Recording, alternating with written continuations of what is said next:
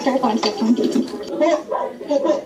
Walang kawala sa mga operatiba ng NBI Violence Against Women and Children Division ang target nilang lalaki sa Marilao, Bulacan. Kayo po ay inaaresto namin sa salang paglabag ng RA 11930 o online sexual abuse and exploitation of children.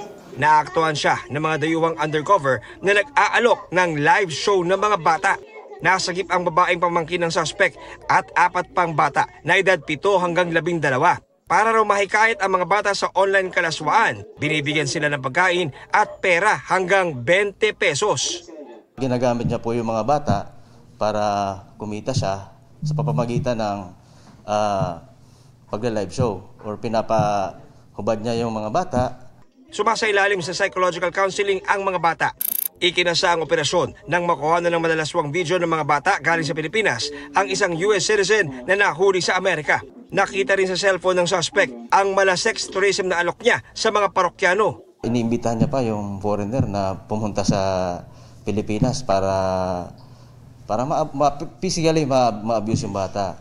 Ang suspect na sinusubukan pang makuha na ng reaksyon, naharap sa mga reklamong paglabag sa anti-online sexual abuse or exploitation of children law at human trafficking. Sa isang ospital sa Tanawan, Batangas, hinuli ng mga taga-PNP Women and Children Protection Center ang isang nanay na ibinibenta raw ang 2 anak. Nabawi sa kanya ang mga paslit na 1 taong gulang at sanggol na 2 weeks old. Itong si undercover will pay po si seller ng 25,000 as payment for the hospital bills and remaining as payment po doon sa pag-adapt doon sa baby is 20,000. Napilitan lang ako kasi gusto ko mabayaran yung bill namin. Ang penalty po na impossible dito is pwede pong life imprisonment. Depende po doon sa gravity ng offense natin. Hindi lang po yung nagbebenta ng baby ang ang napaparusahan dito, but also yung bumibili po ng mga babies na wala po sa proseso. Nasa pangangalaga ng DSWD ang mga bata.